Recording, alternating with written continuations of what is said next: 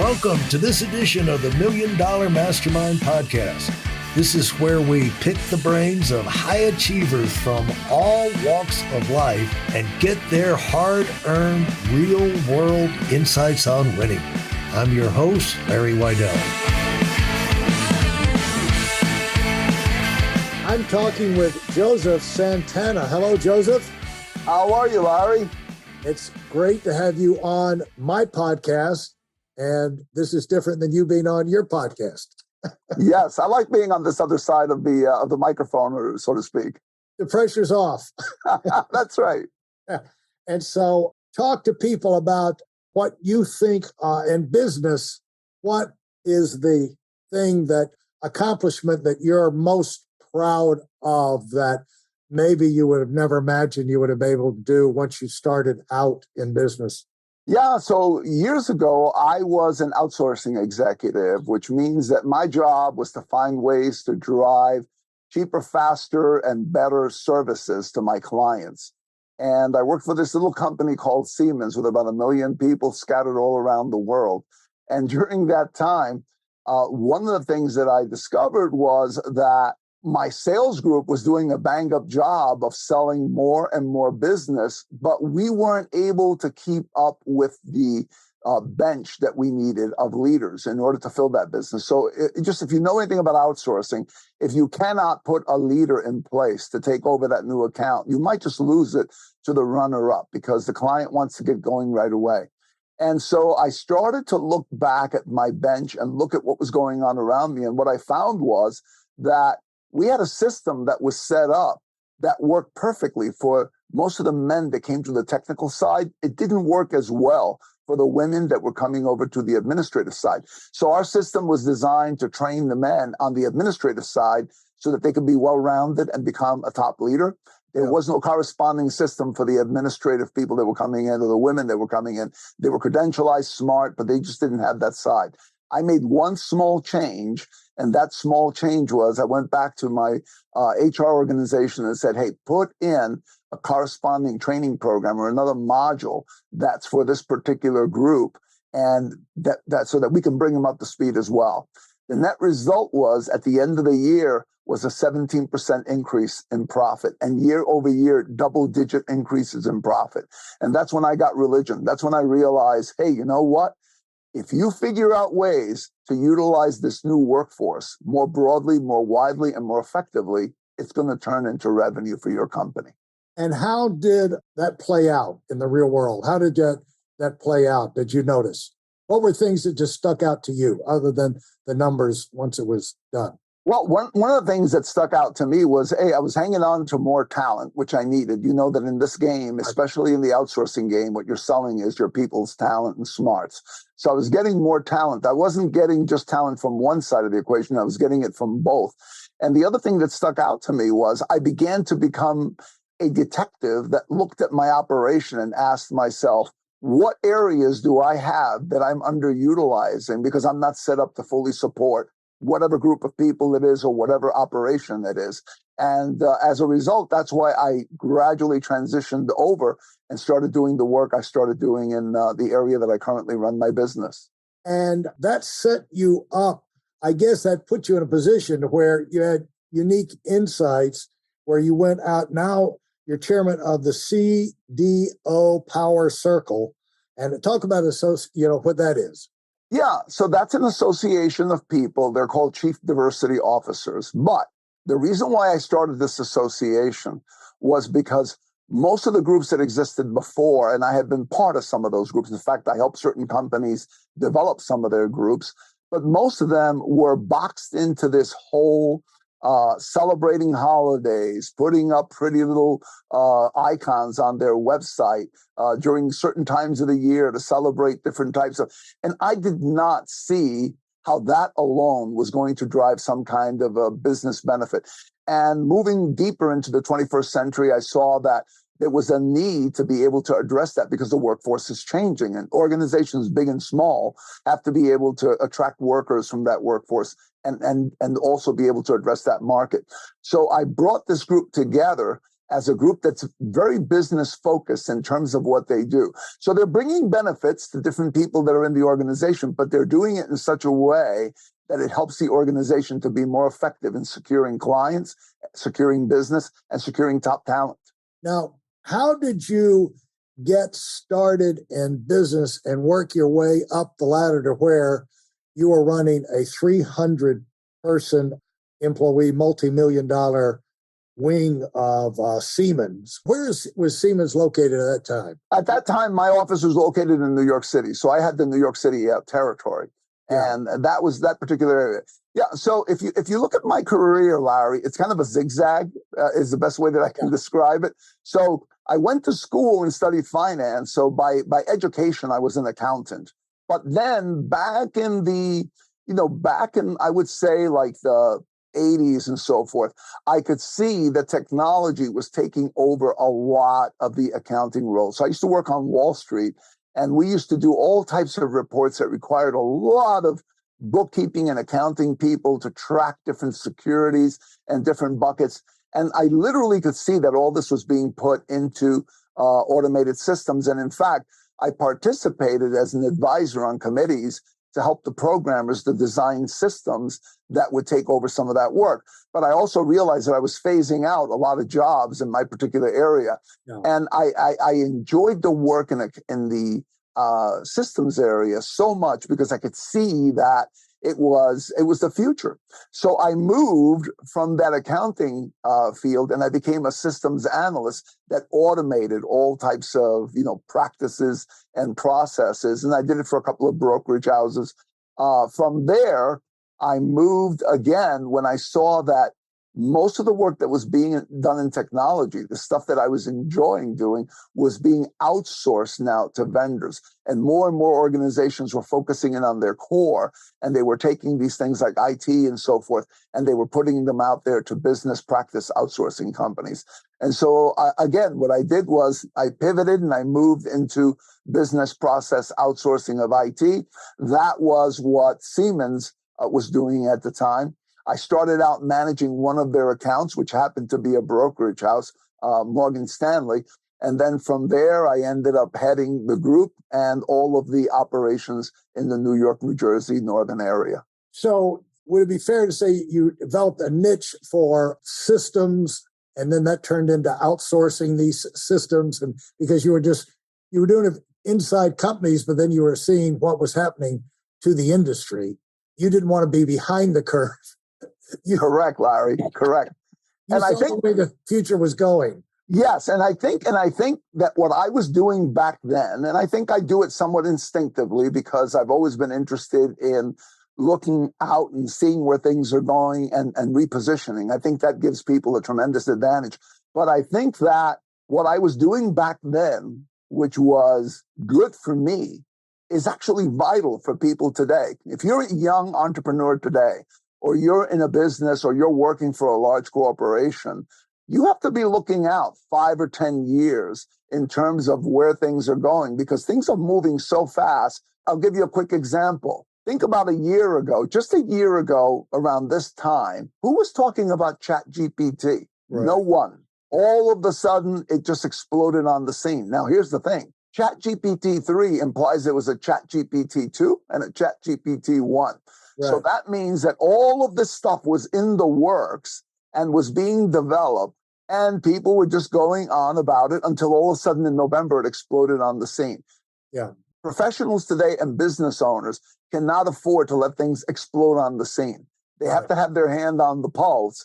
And part of that pulse is if we look at our organizations in terms of where the people are coming from that we're hiring, the populations that we're selling our products and services to, they're changing dramatically at a dramatic speed. And right now, organizations that are more in tune with that change are selling and are realizing revenue in excess of 34%. They're showing 19% better innovation revenue by understanding who they're selling to and where they're getting their people from. Organizations that delay doing that, or that delay looking ahead and preparing for the future, they may find themselves behind the 8 ball with not enough time to make that shift. So what I did back then, which was a good thing to do, I think today is a vital thing to do. Yeah, you did it for yourself, basically. Correct. For those of you who are sick and tired of fooling around and are dead serious about wanting to move up fast, I've got something especially for you. I've combined the best insights from over 40 years in business and making $70 million in income and compressed them into a free webinar. That's right, it's a free resource. If you want to find out exactly what the concepts are that I use in coaching million-dollar earners, register now at weidelonwinning.com. You'll discover the 5-part framework used by so many to reach their financial, personal, and professional goals. You can find that link in this episode's show notes.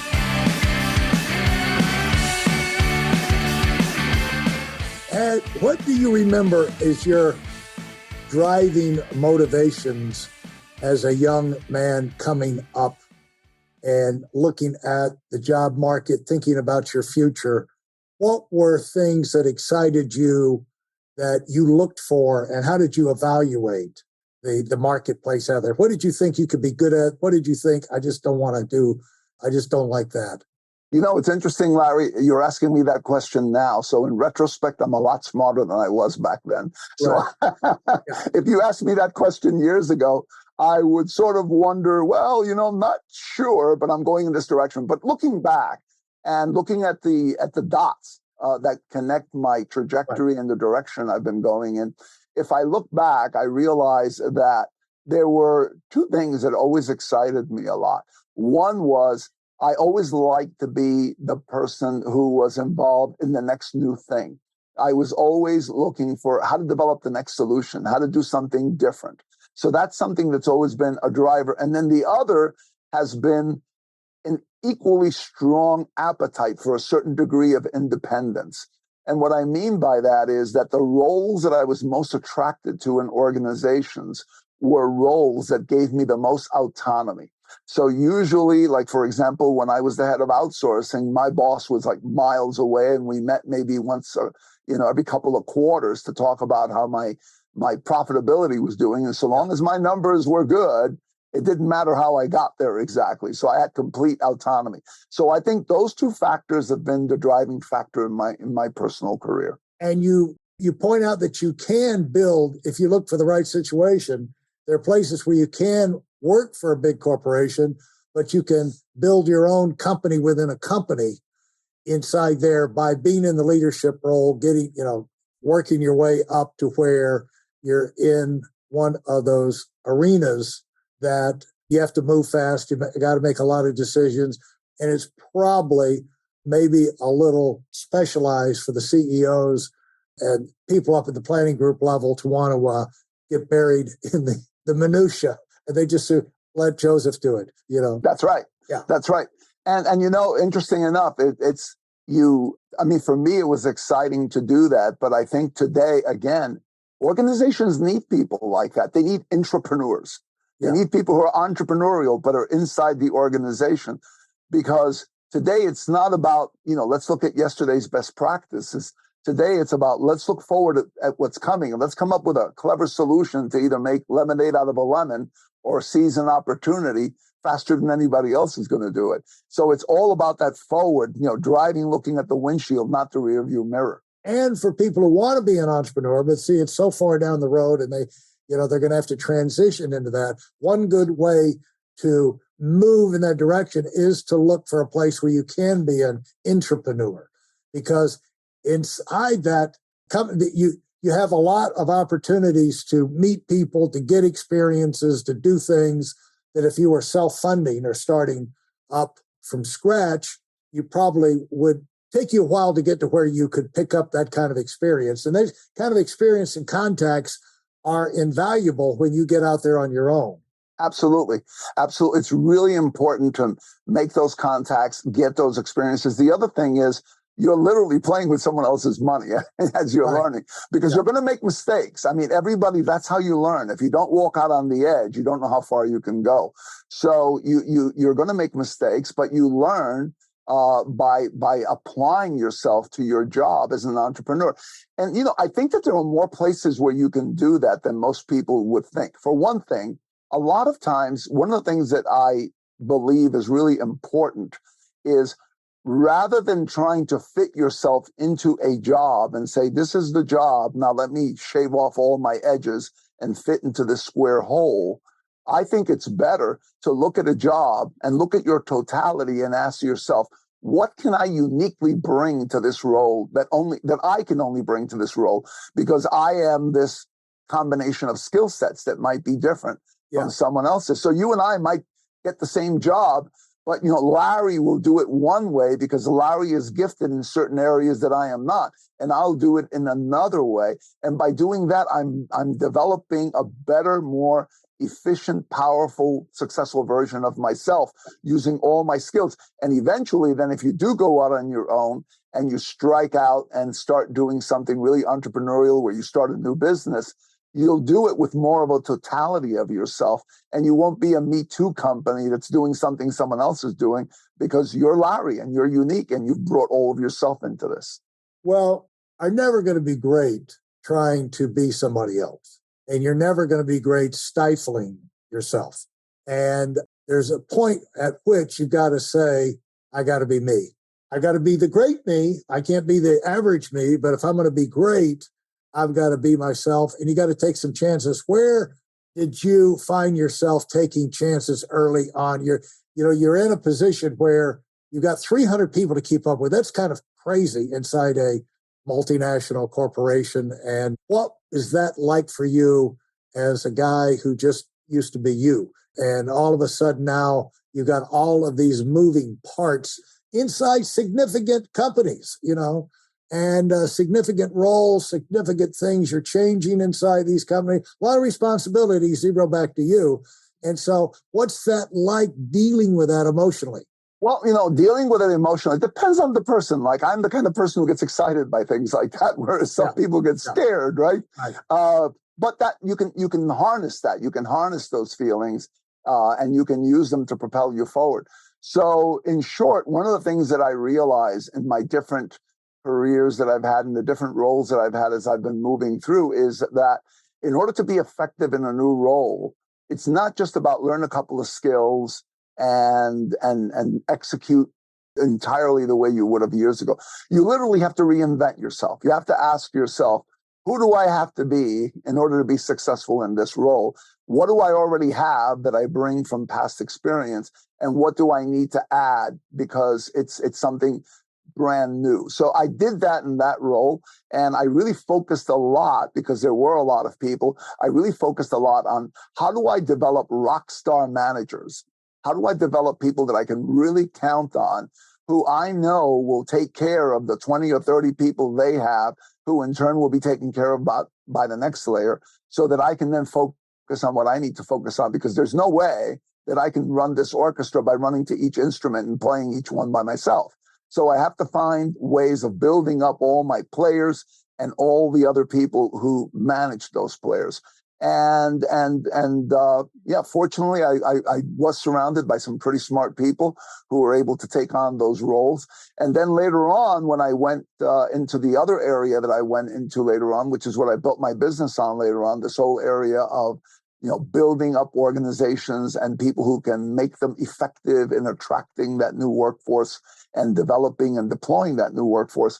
When I did that, I realized once again, and this is over a decade and a half ago, I had to reinvent myself again. I had to create another version of myself again. And this time I took into this new recipe of ingredients to rebuild myself.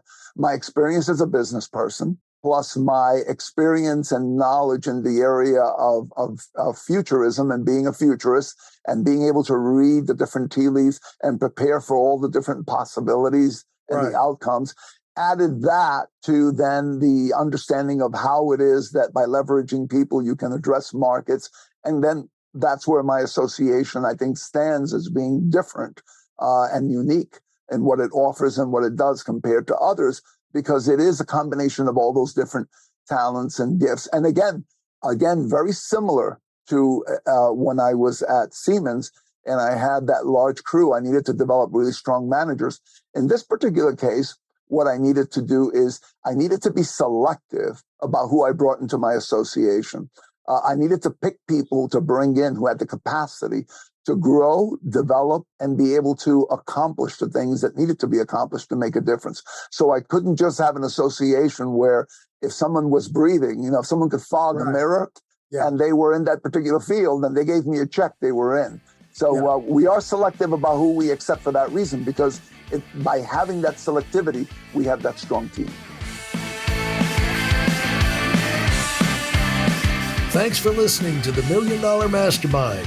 If you felt there were any valuable takeaways from this episode, please take a minute and leave us a 5-star review.